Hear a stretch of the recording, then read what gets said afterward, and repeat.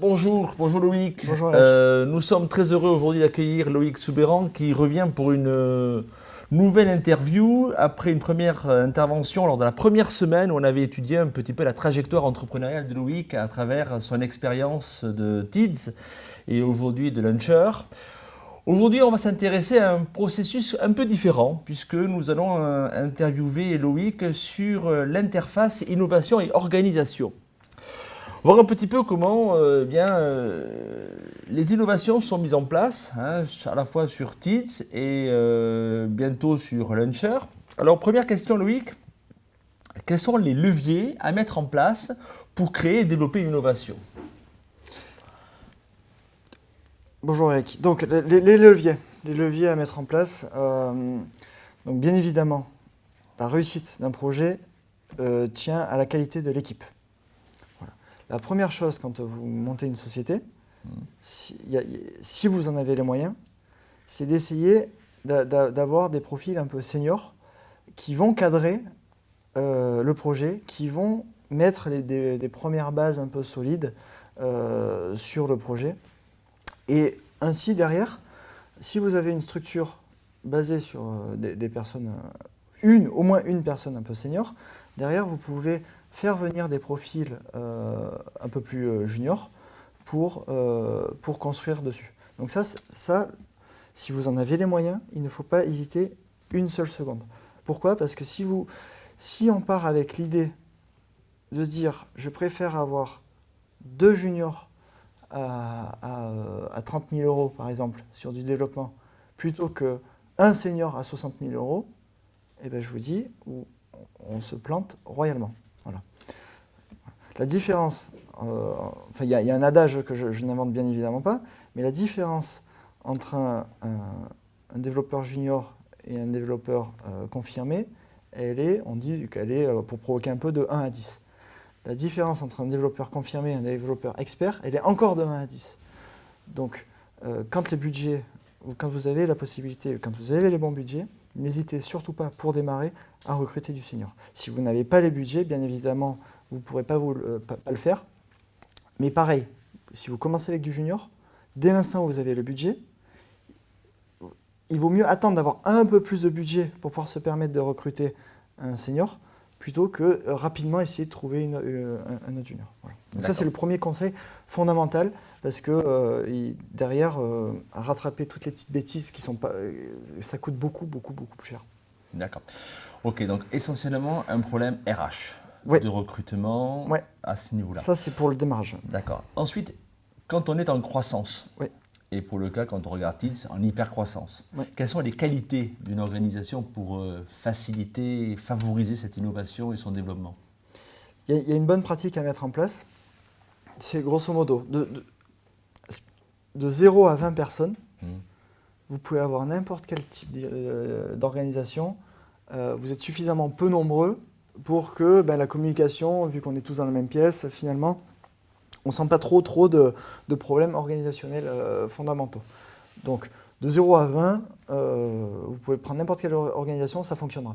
Donc, on parle de méthode à l'arrache ou méthode différentes, mais voilà. En revanche, ce n'est pas pour autant que même si ça fonctionne de 0 à 20, il ne faut pas, dès le premier jour, adopter le bon mode d'organisation qui fonctionnera pour quand vous serez 30, 40, 50, 100 ou voire 200 même dans les équipes. Et ce qui est sûr, c'est qu'il y a à ce jour une seule méthode qui a fait ses preuves dans des environnements digitaux, tech, en fait, sur des équipes de start-up. C'est ce qu'on appelle l'organisation en feature team. Donc vous pouvez regarder un peu sur Internet, ça commence à être assez bien documenté. Il y a des sociétés comme Spotify, même Google ou Facebook, toutes ces personnes-là sont en feature team. Ils appellent ça des squads aussi. Il y a différents termes pour définir exactement le même principe.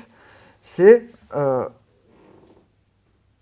votre projet est suffisamment complexe, donc il faut le diviser en plusieurs parties pour retrouver la simplicité.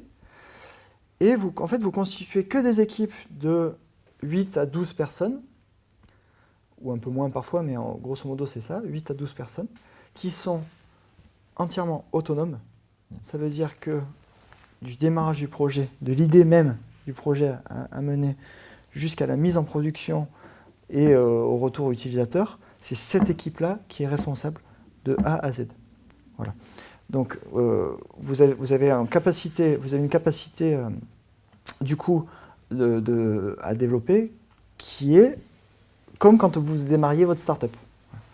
Parce que si vous ne faites pas ça, si vous avez une organisation qu'on appelle en composants, c'est-à-dire une organisation RH, enfin, sur l'innovation je parle pour l'instant, une organisation où vous avez tous les équipes de développement front d'un côté, les équipes de développement back de l'autre, le design, tout ça en vertical, c'est extrêmement compliqué d'arriver à synchroniser les différentes équipes pour avoir, in fine, une fonctionnalité. Parce qu'une fonctionnalité, bien évidemment, elle fait appel à différentes expertises. Et donc, pour simplifier tous ces problèmes de coordination, une seule organisation de marche, ce sont les feature teams. D'accord. Ok. Donc, l'entrepreneur là-dedans, dans cette organisation un peu agile, innovante, structurée, donc compartimentée, quel rôle il a finalement L'entrepreneur ? Ouais. Ben, lui, c'est le capitaine du bateau. Hein. Donc, l'idée, c'est vous avez des profils un peu seniors dans votre équipe qui, de toute façon, ont ce besoin d'avoir la main sur le produit qu'ils développent, etc. Donc, votre seul rôle en tant que capitaine du bateau, c'est de vous assurer que les responsables d'équipe sont les bons et que vous arrivez à avoir les moyens de vos ambitions, donc à correctement financer le projet. Donc le rôle d'un CEO, on le caricature souvent, mais c'est un rôle il faut qu'on ait qu'il soit concentré sur l'équipe et sur le financement et sur la communication. Voilà. D'accord. Ok. Alors petit conseil, parce qu'on a parmi nos followers pas mal de créateurs d'entreprises et certains sont sur des innovations. Alors quels sont les freins et les écueils à éviter ? Sur la partie innovation ? Oui, sa partie innovation et organisation finalement, quand on met en place, et surtout qu'on se situe, qu'on se situe aussi dans une dynamique de croissance aussi, parce que c'est important. Ce qui est important, c'est dans cette démarche, il y a certes l'innovation à mettre en place, mais après surtout il y a le développement derrière ce projet entrepreneurial. Et je pense que ce qui est important déjà, c'est d'avoir la bonne vision et la bonne stratégie. Si vous ne pouvez pas construire de l'innovation sur du court terme, c'est pas possible. Voilà. Vous allez faire que des petites choses tactiques, mais c'est pas ce qui va changer la face de votre boîte à moyen et long terme. C'est pas comme ça que vous allez créer de la valeur. Donc la première des choses sur lesquelles il faut être très très attentif, et ça c'est en général plutôt le rôle effectivement du capitaine du bateau, c'est de s'assurer que la vision est claire et partagée, bien évidemment, parce que si c'est pour faire une seule vision sur son bureau, ça ne marche pas.